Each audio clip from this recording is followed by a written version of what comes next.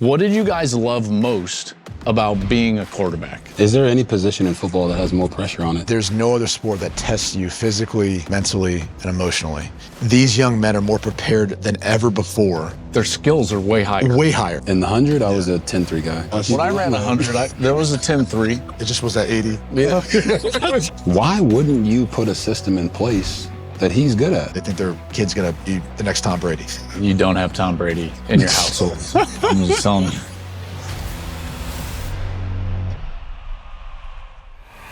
All right, welcome into a special edition of the Joel Klatt Show. This is the Quarterback Roundtable presented by Hilton. Hilton for the stay. Really excited to have two legends with me here today. And actually, I wore my green for both of them. So, guys, I feel like I'm supporting Baylor and Notre Dame here. We're with Heisman Trophy winner Robert Griffin III and Brady Quinn from Notre Dame, obviously. Guys, thanks for joining me. Thanks for having us, man. I'm excited about Pleasure this. to be here, man. This is awesome. Can't wait for the season, and obviously we can get into the season a little bit, but I wanted to talk more about just general quarterback play. I feel like this is a perfect time, in particular coming off of last year's draft. It was a light quarterback draft. Now all of a sudden we're loaded in college football with what seems to be as deep of a quarterback room, if you will, in college football as we've had in a long time. But here's where I wanted to start, and I thought this would just be kind of a fun icebreaker. Either of you can jump in. What did you guys love most about being a quarterback? Wow. That is a great question. So I love the camaraderie most, the leadership. Football is the ultimate team sport. I was a track guy growing up. My first love was basketball. And you can be an individually great basketball player and still go great places. But as a football player, as a quarterback, you have to be able to bring the rest of the guys along with you. When I got hurt in 2009 in college, a lot of people forget I tore my ACL in college as well. Mm-hmm. And I'm sitting on the training table and my teammates are running by and they're giggling and laughing, going to practice. And I don't know about you guys, but I hated practice at first. But then I got hurt and it was taken away from me. I fell in love with football at that point because I knew, like, there's something about getting 11 other guys on one play to all do it the right way so that you can go win. Then you multiply that to 90 in college and 53 in the NFL. So to me, that leadership portion of being a quarterback is what made me love football. I'll talk about it more from an individual standpoint. I just don't know, of all the sports I played, and I was a big, football, baseball, basketball all my life growing up. There's no other sport that tests you physically, mentally, and emotionally. Like, I love a challenge. And I think, playing the position challenges you in so many different ways, whether it's that leadership component like you're talking about with everyone else, whether it's just your decision making, right? I mean, and it's applicable for like the rest of your life as a husband, as a dad, as a, business leader. So there were so many things about it that just made it fun from that standpoint for me that I was like, man, this is awesome. Like, you have the ball in your hands, you're in a lot of control, and it's hard. I mean, there's days where you're gonna get your butt kicked, you got to get back up. There's days when you're going to have the best day of your life, but you got to kind of humble yourself too to realize, that butt kick can come next week too. So there's so many things about it that I love, but I think just the challenge of it in every single way. I personally loved the difficulty of the mental side of the game. Yeah. And the challenge of the 22-man chessboard. Mm-hmm. I loved it. I loved watching film. I still love watching film because of that. And trying to unlock for your guys, how are we going to attack? What are we going to do? What are the things that we need to change? How do we need to adjust?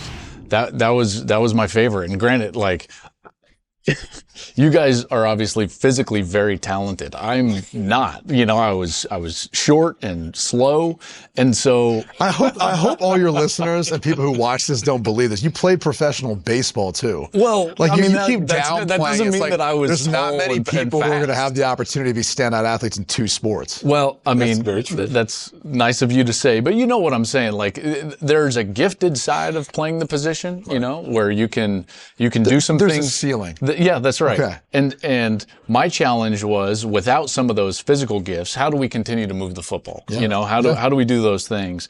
But this is what makes the position so incredible in my eyes, is because there's not a more important position in all of team sports as the quarterback.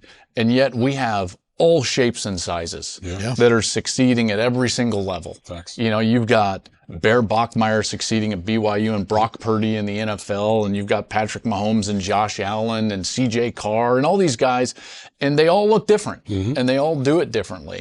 One of the things that I think is the most fascinating part of the position is, and you touched on it, so I'll go back to you, Robert. You touched on, you loved the camaraderie of it, and yet the buck stops with you. 100%. So you're playing, you're going to get all the credit, you're going to get all the blame if it doesn't go right, and yet you've got to make the other 10 or 90 or 53 feel like you're just one of the guys. Facts. And it might be the most difficult part of the position. How did you handle that? Man, you know, you talk about accountability, right? So we had this saying at Baylor that I ended up adopting and taking with me when I went pro, and it was no pressure, no diamond. Is there any position in football that has more pressure on it than the quarterback? No, not even close. Not even close, right? So now you're having to make decisions. You talk about decision making. You're having to operate and perform at the highest level in the biggest moments. And I'll never forget, we had the game against Oklahoma where threw the touchdown to Terrence Williams in the corner of the end zone, Heisman moment, right? After the game, they media asked me like, "Hey, Friday night game. It's a Friday night game." They're like, "Hey, what do you think about what happened?" And you know, most guys would have probably been like, "Oh man, it was so great. I did this, I did that, I did this." And I remember talking about my offensive line, and Cam Caulfield, he's a doctor now. He was my offensive lineman that picked me up off the ground after the throw, lifted me up in the air, and like shook me and said, "We did it." And I gave him a shout out after the game and gave my offensive line a shout out for protecting me, even though it was a play where they didn't really block that well. Because you were on your back. Right? You know?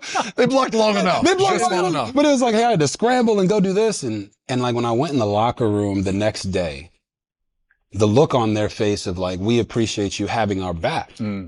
That to me is how you break through, because everyone's going to point to you. When you were balling at Notre Dame, they're like, man, Brady Quinn's incredible. But when you deflect that attention and you give it to the rest of your guys, that's what endears you to them. And it's some people say it's just football talk, it's just coach talk, it's just press conference talk, but those guys take that to heart. Because when you go to the media and you don't do that, it has the opposite effect. Sure. So that was my way. Like, too many coaches, in my opinion, focus on what a guy can't do. I wanted to be able to focus on what they can do. I want to focus on what motivates them. Right? What drives them intrinsically to be the best? You guys are both great leaders. You had guys that were motivated by money, motivated by women, motivated by the attention. Some guys just love ball, but you had to find a way to lead each one of those guys inside of your 11 on the field and make them all be on the same page. To me, that was one of the greatest joys of my life. I miss it, to be quite honest. Now we have it in broadcasting. So it's the camera guys, it's the production assistants, and that's how we have our team now. But there's no greater feeling than being in that arena and being able to lead those guys. I think one of the challenges in everything you just said there too, for some guys is, and I think they make this mistake, is they try to be someone they're not. Correct. You know, like they try to be who they think their coaches want them to be, or their teammates want them to be. Or the media wants them to be. Or the media wants them to be. Social media wants them to be. And being genuine, being who you are. And for a lot of guys, and I'm trying to think of, so I just was at Big Ten Media Days, and I'll just say his name, Dante Moore. Sat down with him before the Northwestern game last year and talked. And it was before a game, so maybe he was just a little bit more kind of calm and quiet and just ready for the game. But the command he had, the demeanor he had was just entirely different. And when I asked Dan Lanning about that, he said, no, this is like a second year starting. Like he's taking the reins, taking control, and he's doing it in his way, right? And he's not trying to, be a guy that necessarily has to be a raw guy, but he's going to speak up and correct something if something goes wrong. Correct. And I think that is one of those kind of fine lines where you got to figure it out for yourself. Because oftentimes there are guys who are more chatty like that, like Baker Mayfield. He's one of the first comes to mind, right? He's going to talk. He's going to say a lot. There's some guys who, like, the coaches might want them to do that, right? But like that's not naturally how they are, and it might take them a while to get there. So I think being genuine to who you are too, as you lead those guys and how you lead them, is a big factor as well, and getting them to trust you, so they feel like that is the guy that I'm going to follow. So I'm hearing so much similarities. Like, I'm resonating with everything that you guys are talking about. And I don't want to be the old guy yelling at the clouds. I really don't. You're not that old. However, I don't. Trust me, I feel like it's I don't know, you're sometimes. kind of old. I'm getting there. He's getting there. So sometimes I feel when I'm covering this sport that, especially the young guys that I see playing this position, I'm like, man, it feels like I'm talking to a tennis player. Feels like I'm talking to an individual sport athlete. You know, he's had his individual coach, played at 3 high schools. Maybe it's his second college, or college program. And it strikes me as guys that don't quite like understand all the things that you guys were just talking about. And yet there's others that really do it well. Do you see the same thing in the modern day and era of quarterback play in college football? I was going to say, it's interesting, like a few thoughts here. The first is, I think because of all that, these young men are more prepared than ever before from like a mechanical standpoint. Like when I watch their throwing motion, I watch some of their footwork and the things they can do, even now, like to create and like have different arm angles. Like all these kids can kind of do it now. Their skills are way higher. Way higher. Yeah. And there's not like that struggle of, hey, I was a 3-sport athlete. You get to Notre Dame, they're like trying to work on your motion, your release or whatever else. None of that really exists anymore. No. And I think from a mental, like a sports psychology mental standpoint, they're as prepared as ever before because of some of that. However, I don't know if they know the X's and O's as necessarily maybe as how we were taught. Sure. I think there's an element of them being able to thrive with the change and moving around, because a lot of these guys who have grown up in the 7-on-7 culture, it's like AU basketball. It's like getting picked up with different teams. And so you're running these concepts for a different 7-on-7 team or with different receivers, but you kind of just plug in and you do it. And so they're a little more comfortable with like, I don't need to be in this place for that long and be the quarterback for that. It's odd. It's foreign to us, but I also think it's the environment they've grown up in because of some of the 7-on-7. But to your point, like, and obviously you were most recent, like it feels just like for you, like it feels completely foreign to me. Even like the huddle almost being eliminated in football now. Yeah, it's crazy. Like it's crazy to see guys like you guys never huddled, huddle. right? No, you didn't. You didn't. I'm a fly on the wall right now. Was that a transition for you though when you got to the NFL? Yes, I did. So in high school we huddled. College we didn't huddle at all. Right. But our coaches made us huddle my last year in college just so the NFL could see it. Yeah. For you. Just for me, because they knew, like, hey, So myself and a couple other guys. So you came in, I remember, so I was, just like a little backstory, right when I started this industry, I was going down to Dallas and doing Big 12 studio for halftimes and pregames, and there was this freshman that we were like, hey man, who's this? You know, Robert Griffin III? What, like, who's this? And I was like, at Baylor? And in the old Big 12, Baylor was nothing. Nah, we weren't. I mean, nothing, Yeah. right? It's I mean, true. It's the truth. These are facts. These are facts. Not And facts. so when you got there, you guys took the world by storm. It was a very different style of offense, Art's offense. Art Briles was the head coach. And you're running around. There's this track athlete playing quarterback, and he's doing it incredibly well. So you're telling me that after your first couple of years, Art put you in the huddle just so that the NFL would see you in a huddle? Just so he could see it, because guys like Kevin Cobb had come out of Houston, and Houston was really, really good. But a knock on Kevin was all they do is run no huddle. He has no huddle experience. So as we started to grow and get more notoriety, Coach went in the offseason of my junior year, it was my redshirt sophomore year, he made sure like we had huddle plays. And we ran huddle, maybe 40 times that year of 1,000 plays. Right. But the NFL could see it and not put that same stigma on me. So, I mean, you could kind of blame us for the way that college football is today, because it was so successful offensively. Right. Now we couldn't play defense to save our lives. Well, sorry, my defensive guys. No, to your point, it's an equalizer. 100%. Like you guys were able to say, hey, if we're playing Oklahoma, if we're playing Texas, like this gives us a distinct advantage, and we can win this way. Where if you're trying to, play in between the tackles the whole time, there's no way I was going to win. Well, they would dominate us. Right. They were bigger. They were faster. We had, I was a 4-star guy, but they had 7 5-stars and 24 4-stars. Right. So our equalizer was getting them tired. Well, it was you. Yeah. Appreciate that. Right. But it was like getting them tired by running that no huddle and having a quarterback like myself who did have the physical gifts, but developed like that. That's one of the things that I think is a problem with college football today is the quarterbacks don't have time to develop. Interesting. If you guys would have saw me when I was a freshman, like I ran for like 200 some odd yards against Washington State. I remember. Right?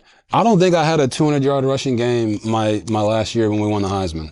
But we threw for 4,000 yards and however many touchdowns because I was able to actually develop. Whereas now these guys, they come in, they're making NIL money. The expectation is so much higher on them that if they're not a superstar day one, they're like, get him out of here. Yeah. Dante Moore at UCLA. Or replace him. Replace him. He goes to UCLA, doesn't play that well. He goes to Oregon and he gets a year to sit. He got to develop. Yeah. That is missing in college football right now. Did you get to develop? I mean, you came in highly recruited. Yeah, no, I played every game my true freshman. And then something for us was Ty Willingham, who I went to go play for. I wanted to graduate early. I wanted to enroll in January. He didn't want me to do that. He's like, I want you to enjoy your senior year. He's like, you only go through this once. Oh my gosh, can you imagine? Yeah, I was kind of chomping at the bit because I'm like, Coach would get fired if he says that now. But obviously times have changed. But I tried to go up in the summertime when I could, but we couldn't even like enroll in classes then. It's just that's how different it was. And so you go up as much as I could. I went up during spring break as much as I could to be with the team and get the offense down. So I had a good feel for it. But again, very raw and just trying to my best to, learn the offense, adapt to what that academic life was like, which was way harder than anything I was prepared for at that point. So it was a big time transition for me to try to manage both. And honestly, even like the life skills part, right? Like time management, like understanding like how much I could really devote to that and still, do this as best as I could in my, freshman fall semester, which was incredibly difficult. So we've established now in our conversation, we've got, and I would agree with this, we've got players at this position right now in college football that are more skilled than they've ever been. Yeah. Right? And yet, I think we would all be in agreement. We don't know if the development is there to get them ready for the next level. Which I'd ask you, and only because like our high school back in my hometown now, I think is kind of running this similar system. It's maybe a version of Tennessee's right now, but when they did the install, I was like, all right, got it. But it seems fairly simple. Yeah. Right. Like, can I just define it real quick? So what Brady's talking about, just so everyone knows, this is the deep choice system 100%. That Art Briles made very famous. You can describe it better than I can, I'm sure. Josh Heupel is running that very successfully, by the way, at Tennessee. No one scored more points in college football since Heupel got to Tennessee than Tennessee. Correct. But it is a half-field passing offense. Mm-hmm. Meaning that the quarterback is going to be responsible for half the field, not a full field read, right. Which that's how I cut my teeth. I'm sure you did as well. Way. And then explain this because the route structure is not defined by the concept, but rather by the wide receiver. Correct. So the quarterback and the receiver have to both read the defense the same way. So the only way to be successful at a deep choice offense. Post-snap, right? Post-snap. Pre and post-snap. Right. Right? Because, you got more defensives that are disguising now. So the half-field read portion of it, when people hear that, they're like, oh, they're not reading the whole field. They are. It's just you're starting on one side and coming back to the other. So in the NFL, we call that a pure progression. Yeah. Right. So they'll go right to left, but their deep choice is on the right. Everything else that's coming to it is just checkdowns. Right. So it took me, to really perfect that offense, you got to be in it for 2 to 3 years because you got to have the same guys. Because if I had Kendall Wright, first round receiver to the Tennessee Titans.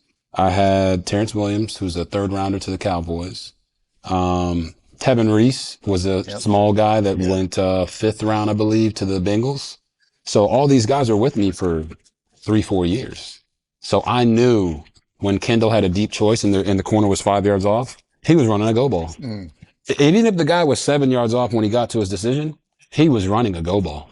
Okay. I knew that. I knew Terrence Williams was going to sit it down no matter what. So how can a guy figure that? How can a guy figure that out if he's only had 3 months to practice with that? He can't. It's why Nico at UCLA now, some people thought I didn't think he struggled too much, but they thought he struggled a little bit in the Tennessee offense. Well, he just got there. Yeah. You got to build that camaraderie with those guys. And I wanted to answer your other question because I thought you made a great point. when I came out of high school, throwing the ball mechanically wise, I was probably like you. They changed everything when I got to college. Yeah. These guys now, I mean, I'm practicing with some of them. I got a high school freshman. He's way better than I was when I was a freshman in college. And it's like, well, what's lacking? I think buy-in is lacking and the mental side of the game is lacking. When I say buy-in, I grew for 5 years with the guys that I played with. Right. They knew and I knew we had each other's best interests at heart. I still think high school football is one of the best things we have because you get to grow with the guys from 1st grade to 12th grade, but even that's changing because you mentioned they're going to 3 different high schools. So how can a guy have buy-in if he just met this guy 3 months ago? Right. And he was brought in from the 14th school that he's been to be a great wide receiver. It's very difficult to find that. So the great coaches, like a Kurt Signetti at Indiana, they build the structure that allows buy-in to be real. So it's more on the coaches now than it is the players. And I think that's difficult for guys like us to see because we had the natural built-in camaraderie. Yeah. We worked with these guys for 4 years. We knew that we were going to be there. We knew we were going to be there. That guy's not leaving to go to our rival. So, You know? so we're beating around the transfer portal now and the dynamic that brings to college football. I think it would be a fascinating question for you. Like you committed to Coach Tyrone Willingham. That's where you're going to go and play for Notre Dame and for your coach. But then he fired. Yeah. And he's no longer your coach. In today's age, would you have finished at Notre Dame if your coach would have been fired? I mean, it's obviously a loaded question because, some of the schools I was looking at that were around me, Ohio State, for example, one of the reasons why I didn't want to go to Ohio State was they had won the national championship my senior year, but I think, they threw the football 16 times in that game, 15 times. So I was like, that doesn't look fun. I don't want to do that. Now you look at what Ryan Day's done with the quarterbacks and what that offense looks like. It's an entirely different story. Yeah. So you'd go throw to Jeremiah Smith. Yeah. But I didn't even mention who you're throwing to. So then it's like, all right, like this looks like a lot more attractive situation, which even back then though, they still had great receivers. It's just, you're only doing it 15, 16 times a game. So, that would have for sure played a factor. I mean, I chose Notre Dame back then for more than just the football aspect of it and even just our coach, like the academic side of it, the spiritual side of it. Those are all things that like it was the right fit for me. But to your point, I mean, even then there was a second of doubt. There was like a conversation with my dad where I said, I don't know, should I look around? Should I look at other places to go at this point? I mean, the difference then is like I still had a redshirt year to burn. So it would. Do you really want to do that? After starting for basically 2 years, it's like probably not. Yeah. And so that was part of the difficult part of the conversation. But again, like money wasn't a part of that discussion. Right. If it was today's day, I'm a human. There's no way I'm gonna lie to you guys and say like I wouldn't have contemplated it or potentially looked at that. I mean, a 2-year starter, just to get, we're not beating around the bush. Like someone would have come and thrown you well north of $5 million. Yeah, I think that team now is basically either Texas Tech or Miami. The way they're throwing money around, for being honest. Yeah. And at that point, I mean, Texas Tech had a hell of an offense. Yeah, right? you're like, Tony Campbell's call. You're like, all right, it's hard to turn that down.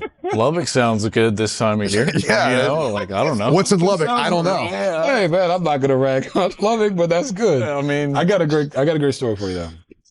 So, like you mentioned, Baylor. When I went in 2008, we were the little brother to really every team in the league. Yeah. So I did get recruited by a bunch of other schools, but they, big schools still wanted me at quarterback, but the ones like Texas A&M, which was in the Big 12 at the time, Texas, they all wanted me as a safety.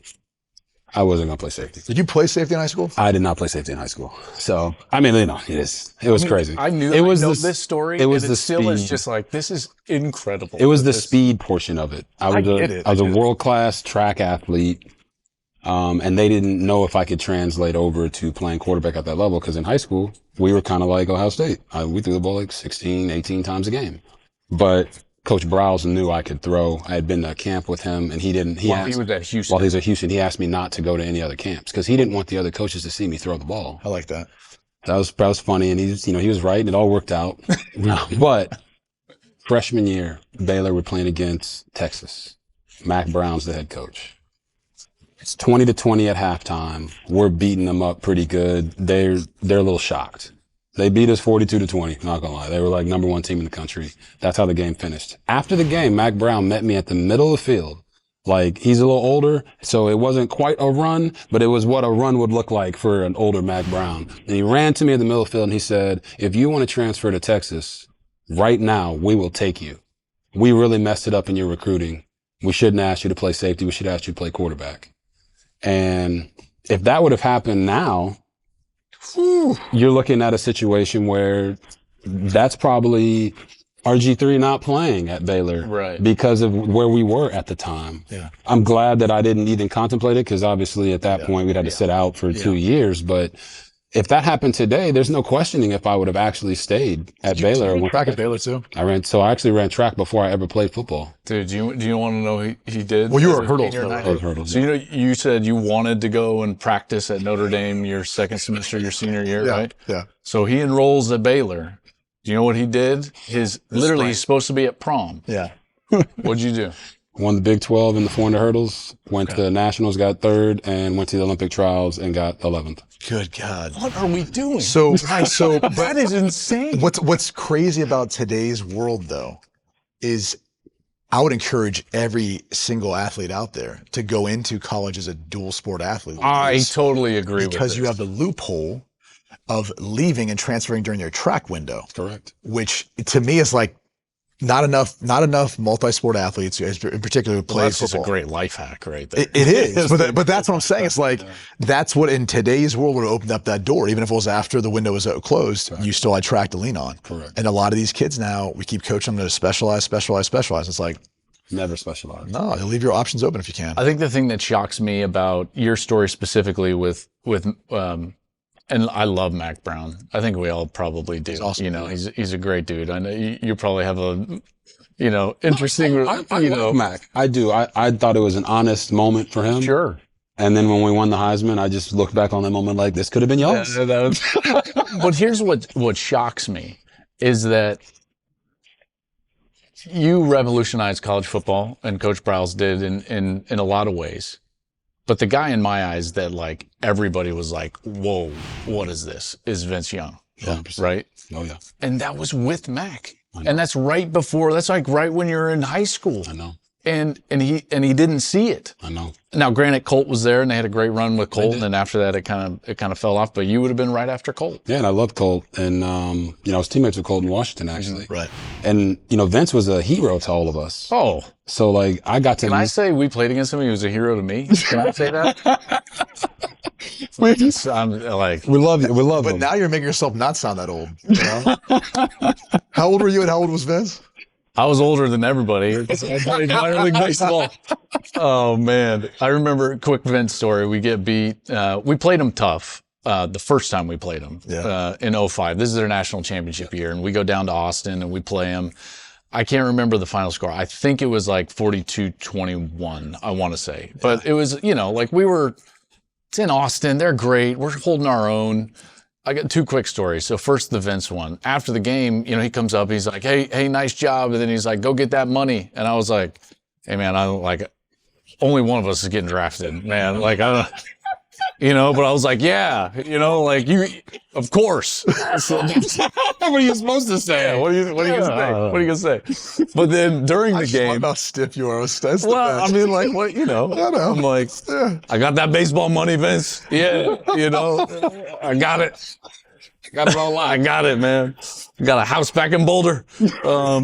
So during the game, I'm rolling out to the left, and I kind of let the ball go and just get, remember back in the day, we got hit. Oh, they really hit. Yeah. Just bam. And it's one of those where you hit the ground and you just like slide on your back for a while. Yeah. It's like the dew on the ground. It's just going. Yes. You're and going. I slide into the Texas bench, and lo and behold, I'm looking up like this, and who's like bends over, and it's Mack Brown. He did not say, hey, if you want to transfer to Texas. He just looked at me and goes, "You all right, son?"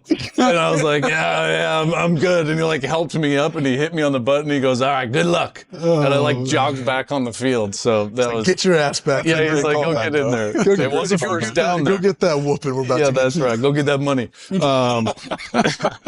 I wanted, you touched on Washington, and you guys both, transition as first round draft picks into the NFL. And you talked about the development in college. You talked about the development in college. And then you end up in Washington with a coaching staff that is going to go down as like one of the all-time great coaching staffs. Mike Shanahan is your head coach. Yep. Kyle Shanahan is there. Sean McVay is there. Matt LaFleur is there. Mike McDaniel is there. And Raheem Morris is on the defensive side. Correct. So all of those guys went on to be head coaches and very successful head coaches. Correct. What was that like? Man, it was one of the smartest coaching staffs that I'd ever been a part of. When you look back on it, to me, it reminds me of this conversation of quarterback development. If I take my freshman in high school that I'm training right now and I put him at Alabama right now, he would not be ready because there's a process to get to there.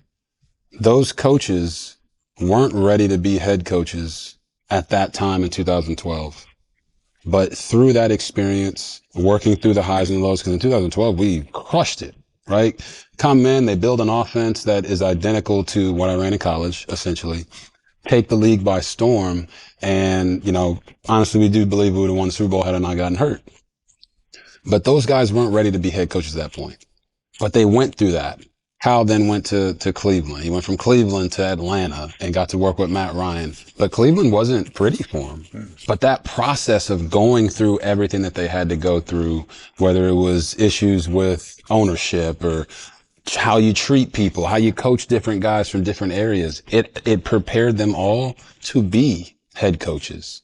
And not all of them had varying success. But the one thing I've always said about Kyle, he's the most brilliant offensive mind that I've been around in the NFL. He used to give us... Is there a moment that you realize that? Like he's telling you something, you're like, oh my gosh. Yeah, and you've heard other quarterbacks say this too, from Brock Purdy to Matt Ryan, Mac Jones, who resurrected his career there with the 49ers.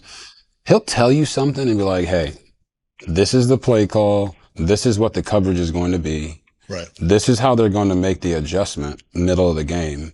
And this is how we're going to attack that. And you get in the game and lo and behold, there's the coverage. There's the adjustment. And you always felt like when you were playing with Kyle, you were ahead of the defense.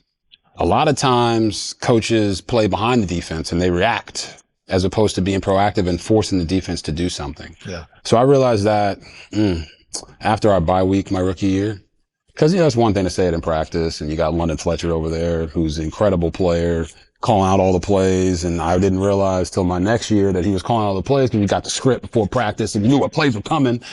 But I still love you, London. But it was midway through my rookie year that I realized that I'm like, dang, this is incredible. And then Sean McVay was our tight ends coach. And then he became my offensive coordinator in 2014. And I knew Sean was always going to be great because he just knows how to connect. He knows how to connect with people at a personal level and knows how to motivate them. But I always look back on that coaching staff and I'm like, man, I don't think any of them would have predicted that they would have been head coaches, and especially not Kyle or Sean, to the extent that they have and played in multiple Super Bowls and done all these things. But it was a part of the process. And I think people can't get too far ahead in that process. That's what I learned from those guys. Shoot, I remember meeting Sean McVay when he was in college. I mean, I thought he was, you could tell, I was like, this dude's going to be a coach one day. Just the way he conducted himself. But he brought up a great point, and this is just more of a quarterback thing, but script readers. Oh. Man, I don't know how many times you guys were in quarterback competitions, but there was always that dude that would go look at the script. Yes. So when he went out there, he knew exactly what the coverage was so he could look good in the competition. You're like, this isn't what it's going to be like in a game, though. Nope. And usually that always caught up with them. But oh, man, that always bothered me. I was like, you don't need to go look at what it's going to be. Or they come back and be like, well, they didn't play it right. You're like, well, how do you know that? How do you know? Yeah. Oh, well, it's supposed to be, it's supposed to be in cover 4. It's like, well, they weren't. They made the adjustment on the fly. This might happen in a game to you. So. I can't tell you. That drove me nuts because I wasn't a great practice player in general. I needed a game and operating the offense because, as you guys know, like practice is off the script. It's very sterile. Mm-hmm. But a game, you've got the play clock, you've got the huddle, or maybe not the huddle, but you know what I mean. Like you've got all this operation. And that's where I thrived, was the operation of the offense, because then it's just about, can you get first downs? Can you put the ball in the end zone? 100%. That's all it's about at that point. It's not about looking a certain way, just move the football. So I used to beg Gary Barnett, because again, all these kids have been recruited. I was a walk-on. Yes, I played baseball, but I walked on. And all these kids like looked better than I did, throwing the football and everything. And they were script readers, and they would look, and it was like, oh, great, you found the seam against cover 2. Wow, great read. And so I begged them for 2 things always. I would be like, please let us go off script in team. Just please, let's just have a call it period where no one knows what's going on. Good for the coaches too. It's great for the coaches. And then every scrimmage, and this is against my own self-interest, but I would be like, hey, I would go into Coach Barnett's office the day of the scrimmage, and I would be like, hey, Coach, I desperately need a favor. Because I would always be behind in the grading, even as the starter. I'm the starter. I'd be behind in the grading. And I would be like, hey, I just need you to make us live today. Like, please, take the gold jerseys off, make us live today. And he's like, I can't do that. What if you get hurt? And I was like, don't worry. I'm like a blow up clown with sand in the bottom. Like, I'll get back up. You know what I mean? Like bring it, buddy. Bring it. I've got it. And I would beg him to make us live because I need, you needed that operation. I'm fascinated about your career, that you get into the NFL, and it was you were such a star. In college, cover of magazines. Like in a lot of ways, you experienced in college what now these kids experience, being so famous. Now it's social media and NIL deals, but that was you. You were the Notre Dame quarterback, and your entry into the NFL, like, let's face it, it was bumpy. That was a tough road. So when you got there, what was that like? I think one of the hardest things to do was, you felt like you needed to impress everyone. Like, hey, I need to make sure I got to prove everyone wrong, especially everyone in that organization, right? Because once they pass you, when they took Joe instead of me, I mean, it was the team I grew up rooting for, and to this day still love the Browns. But there was a sense of like, all right, I'm gonna go back and get these guys. So the tough part and this is kind of going back to the initial point.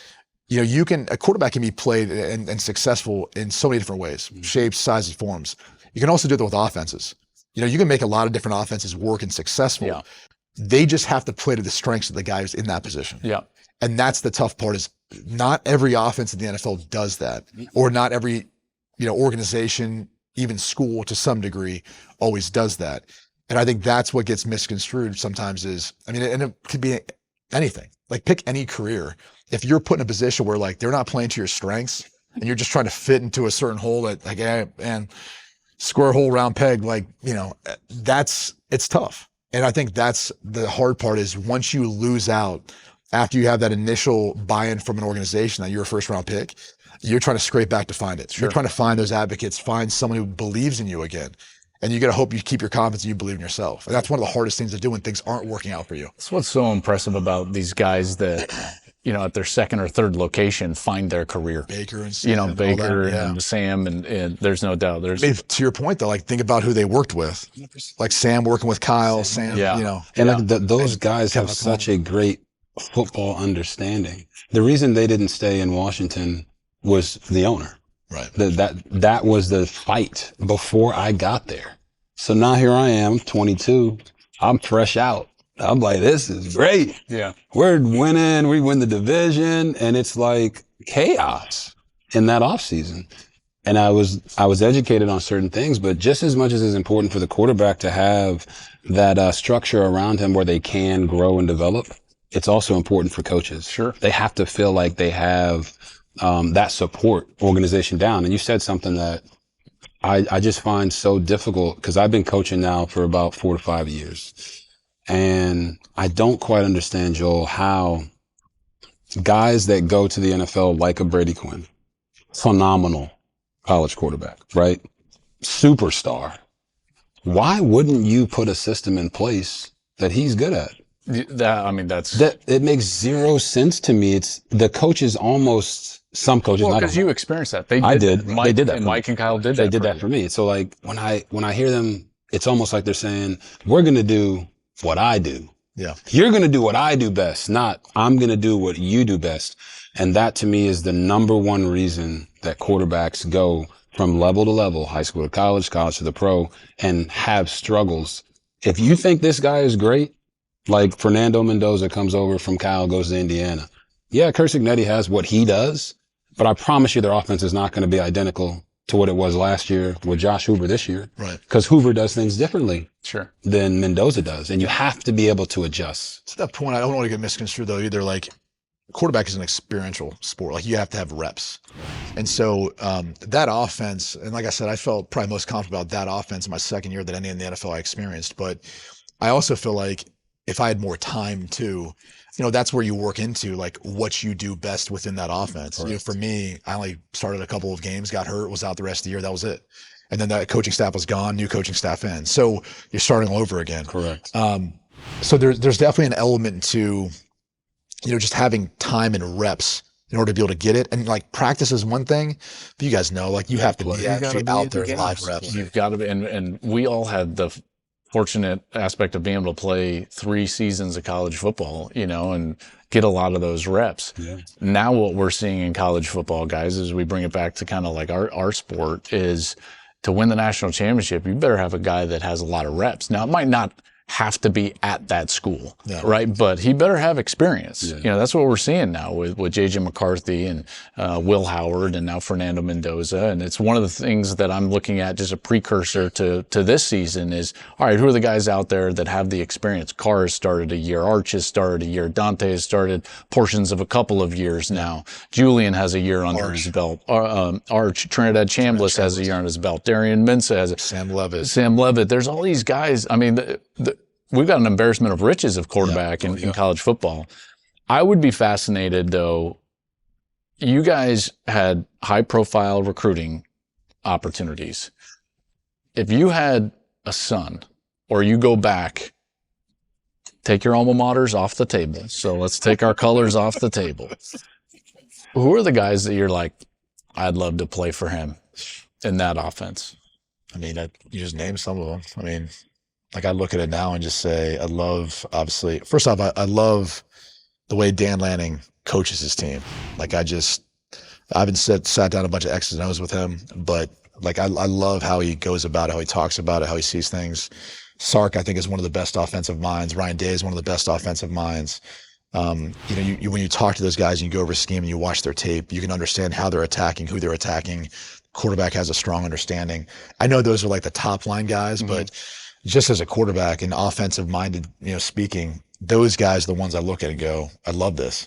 Talk to Bob Chesney for a little bit. He's a guy that we haven't seen in the Power 4 level yet, right? Or at least not at a major, we saw him at JMU for a year, but you kind of look at, what he's doing now at UCLA. And I'm really curious to see how much Nico grows from there. Sure. That becomes a really attractive place for how he develops quarterbacks throughout this track record. He's done a great job.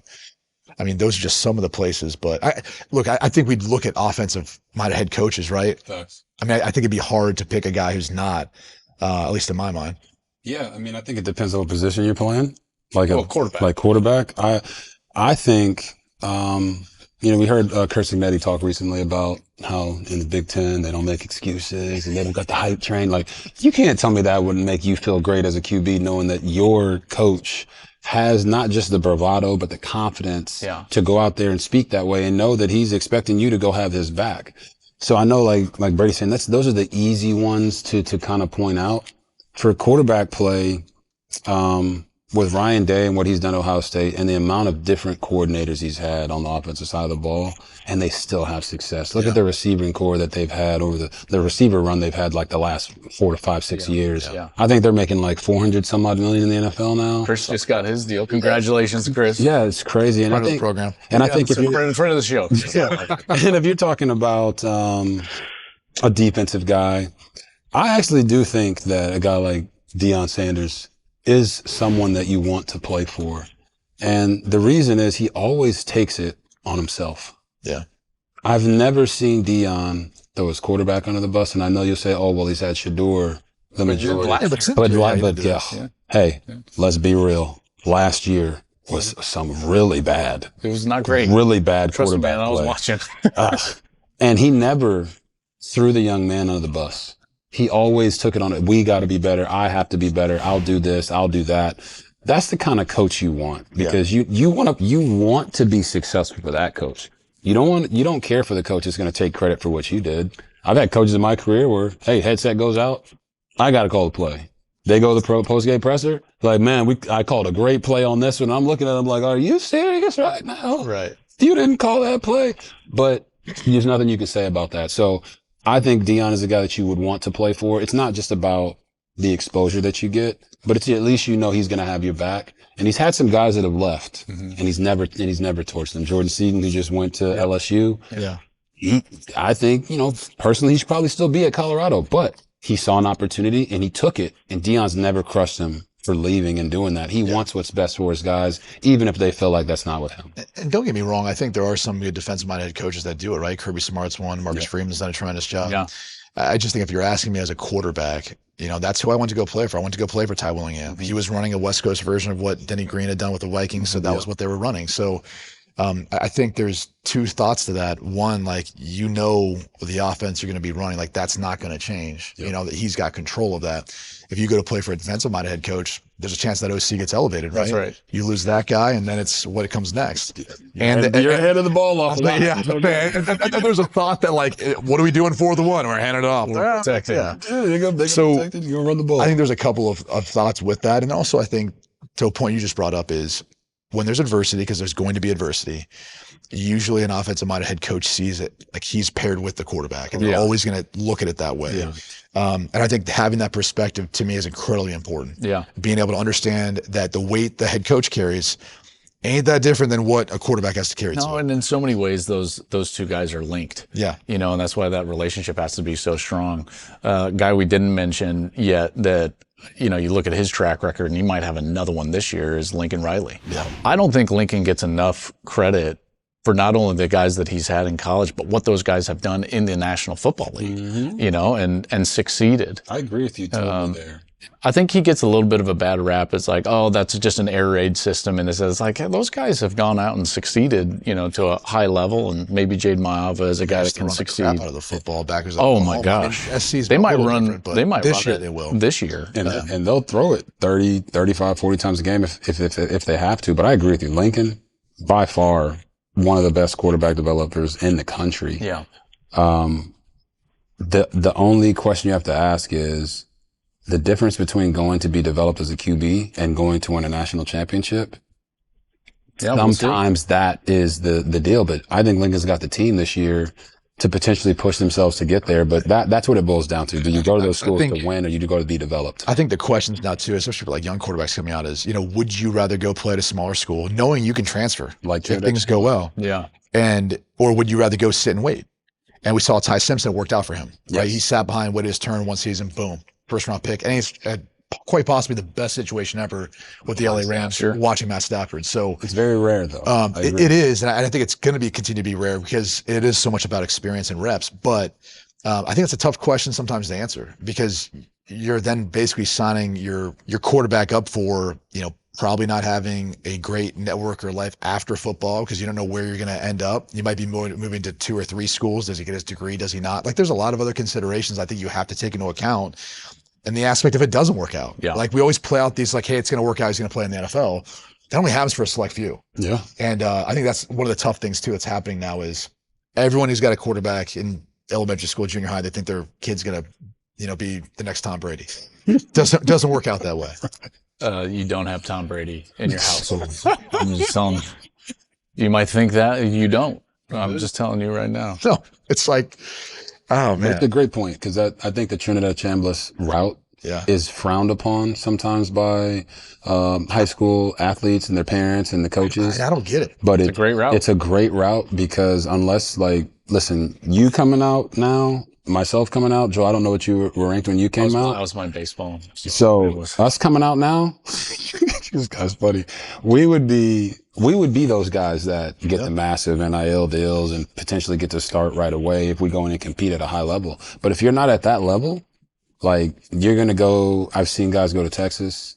Trey Owens is one of them. He committed to Texas. He sat for 2 years and he had to transfer to Arkansas State. Mm-hmm. Yeah. I was like, well, what if he went to Arkansas State first, played for 2 years, and then he transferred to Texas? Or what opportunities? It might not be Texas. It could be what opportunities? Does Georgia need a quarterback? Exactly. Does Florida need a quarterback? It's always better for the young guys to go play. Got to play this position. You can't sit anymore. Sitting was what guys did when we were coming out. Right. I don't think you can sit. You can't sit anymore. And then again, that was a byproduct of the fact that you didn't have the rules they have now with the transfer portal. Now, that would have changed different back then. I think the 5 for 5 is going to impact a lot of those young kids too and take up some of those spots. Because if you actually look at the numbers of it, right? Like, let's just say a guy starts, let's say his redshirt year, or let's just say he starts as a freshman, right? Especially as early as you can come in now and start taking classes and build your body up to be prepared for the physical punishment you take. You could legitimately, I mean, what we say, Brendan Suarez, we were supposed to make $5 million this past year. Yep. What do you think that number is going to be next year? Sheesh. More than that. 7 or 8? Yeah. What's that after that? 10? Probably. I mean, it's not going down anytime soon. You start doing the quick math on that. Or if someone got $23 million and guaranteed over 3 years, like maybe it's not the worst idea just to exhaust all efforts and stay in college as long as possible. And so I have to go to the pros. And even if you are one of those guys who's viewed as a top 10 pick, at some point the money is going to be good enough where you say, and that's not including endorsements too, right? I mean, Dante Moore would have been the second pick probably, and he stays. I talked to some people too who thought maybe they liked him as the first overall. Yeah, as far as his arm talent and everything else. And those guys start to examine who is making those picks. Right. Is this the team that I want to go to, or am I better off staying? Yeah. Like Cam Ward's different because he came back and that's why he became the first overall pick. Right. It was the smartest decision he ever made. I had a lot of conversations with his group about that. But what if the team that's picking number 1 isn't the team that you think is actually going to help you long term be the quarterback you want to be? I told Dante, I was there. There's no way I was going to see him after last season. Yeah. When he showed up at me today, I was like, hey, man. Hey, what's the season? As the you look great. I did not expect you to be here. I'll be honest with you. And we talked about it, but what he said to me, and I'm glad it still exists. And I don't care if it's canned or not, whatever. He said, he's like, I had unfinished business. The way last season ended for them and all that. I loved it too. Right when he said that, I was like, I hope it's genuine. Even if it's not, I don't care because like that's the mission he's on. That's awesome. I love it. And he's like, and I don't feel like I'm ready yet. He's like, if I could have gone back for another year of high school before I got into college, which goes back to your point about him at UCLA. Yeah. He was like, I would have done that. Sure. And it was pretty interesting to hear that perspective of a guy who's in it right now. Last thing, and then we'll wrap this up. Each of us got to take one guy. Okay. Anybody playing college football remind you of you. Oh, God. It's killing me. I'll go first. Thank you. Do you know? You don't want to say it? Listen, I am searching right now. I can think of comps for like everyone else. That's a tough comp, but let's do it. Like Drew Mestamaker is going to get Ryan Tannehill comps all day. All day long. All day long. Yeah. Right? Like that's going to be his throwing motion is similar. Mine is, and this is not a knock, and I think that you're an excellent player. And I know I was self-deprecating, but like, listen, I did fine, right? I did fine. Rocco Becht. Go get him. Okay. I love Rocco. I actually love that comp. That's a great comp. I like Rocco Becht as a player. I'm trying to think of someone. He's got moxie. You got moxie. Because there's not as many guys who are as like dynamic. And you're a big guy. It's hard to find like a Brady Quinn build. So, but no, but like the first one that comes to mind, he's not your size, but I see a lot of like the dual threat ability, Damon Williams Jr. Okay. Like, because I don't know that there's anyone who really truly replicates what you did, but he was the only guy to throw for over 3,000, run for over 500 last year in the Big Ten. Yep.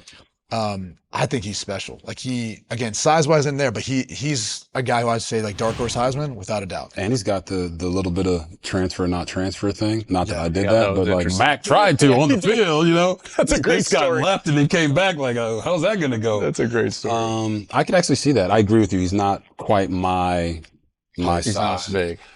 You're a bigger dude than I thought. I remember when I first met you, I was like, I didn't think you were as tall as you A were. lot of people thought I was smaller. Like, Well, everyone says that because they're you next to see- linemen. So they're like, oh, I thought you you're guys small. were I'm like, this smaller. dude's 6'7". What are you going to do? Well, and you see like Robert run, and so you just kind of associate that type of speed with like maybe a smaller guy, and you're like, oh my gosh. I appreciate you guys speaking so highly. What'd you run the This is 100 great. in? In the 100, I was a 10-3 guy. Yeah. Yeah.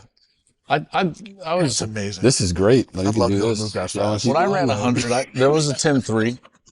It just was at 80. Yeah. That's what you got to 80 meters. They're like, all right, we got him. Just tell me to stop at 10-3, guys. Here's what I'll give you a compliment. I'll give my compliment. You probably guys will probably guess this one, but I think Arch Manning for you, Okay. and the reason being, you're a better athlete than people give you credit for. I appreciate that. And I think that Arch is a much better athlete. He shocks people because of the Manning name. He's got that like Trevor Lawrence ability in the open field. Correct. Where it's like, whoa. what's And he's going his namesake. Archie was like that. And yeah. you know, I'm a historian of the game, so I know how Archie played, which is kind of shocking that Eli and Peyton weren't that mobile. Yeah, they were different. Yeah. Arch is very mobile, and I think that you had a little bit of that in your game as well, where you kind of shocked some people with how dynamic you were. And I think the best comp for me this year would be DJ Lagway. And DJ's bigger than me. He's like a legit 6'3", 4", 240 pounds. I'm not that heavy. When I left college, I was 224. But DJ, when he was at his best in high school, at Willis High School in Tomball, he was a dual threat guy, and he would throw for 300 and run for 150. So for him to be successful this year, he has to unlock that athleticism again. And I know we've all done our research and we've heard he's been banged up a lot at Florida. Calf, hamstring, he was hurt. He wasn't mobile. Not good. what's going on there, right? Let's go back to structure. It's like the structure's not great. Tell you what, man, there's some tape he put out. He made some special throws. I know it didn't work out, but nothing under the Billy Napier era really did. I'm really excited to see what he does this year. He's one of those guys we haven't mentioned. I don't think it's mentioned enough. He's got a lot of that ability. I don't think he's as dynamic as you. Like, I think he's not as fast. I would say he's not as fast. Bryce Underwood's the guy I've seen that's closer to kind of your build. I agree. I don't know how fast he is, but I think he's pretty fast. Mm-hmm. He's got a rocket for an arm. Yep. It's just, can he develop into that as a polished passer, like where you were? And obviously he's a sophomore. He's a true sophomore. And that's actually a great comp. I didn't even mention Bryce, and he didn't come into my head because he hasn't shown that he's going to be that dynamic Throwing the football. Dual threat, or he was high percentage throwing the ball, but like DJ took more chances down the field. And as I grew throughout college, I became a much more prolific passer and was able to show off that arm talent. I think DJ has the arm talent. Bryce probably has more of my skill set from a height and body type. And I think we're going to see that this year. With Kyle Whittingham being the offense, and Beck being Jason Beck being the coordinator, they're going to run him. Like, there's no doubt. He is going to be running. There's no doubt. Put your running shoes on, my guy. 20 plus times a game. I mean, it's just. Well, Devin Dampier ran it like 17 times a game. Yeah. Buckle up. Buckle up. Buckle that shit. What would you say your comp is? Yeah. Like, who do you think? I gave you Arch. Who would you think? I was trying to think through it. I don't know. Like I was One of one. No, I was thinking of. My first immediate thought was more like maybe a little bit of Sam Levitt, but I think he's a way better athlete than I was. So I don't. Yeah. He's not that small. He's bigger than you think. Because I remember when I met Carr him. have some, like, That's what I was thinking. Like, I know it's like, is that too obvious? But it's like, polished and no, he's you're polished. Not Look like at your that. hair. I was gonna say, like, you on magazine covers. Dude, I love him. Your middle name He's is special, man. I'm telling you, the way he just spits it out. how hard he had to work on that hair. Like, He's perfect. He's good, dude. He's so good. He's so good. I do like the CJ Carr class. Everyone thinks I'm biased. Like when I started watching him and he was at Saline, because he started a few years at Saline in Michigan, I was like, oh, like this kid's really good. Yeah. Like it's not one of those like, oh, you watch their tapes and he's just throwing go balls and the guy's like 5 yards past him. Like he's tight throws, manipulating coverage, pump faking and stuff. And I was like, Well, all of our listeners know I had him my number one quarterback going into the year. he's so good. Yeah. Oh wow. Okay. Dude, you got to watch his throws. Like Yeah. He's I need he's to go back and when I lethally- like actually watched he's some of the lethally tape, I was accurate like, oh, down the wow. field. yeah, he's special. You know? He's lethally accurate down the Yes. field. It's like, it's ridiculous. And this year, I mean, they're going to sling it. So it'll be fun to see. Fellas, Can't tell you how much I appreciate both of you. Can't wait for the season. It's going to be awesome. Hopefully we have a great one here. Appreciate it, man. We should do this more often. Let's this do is it. Great. I love it.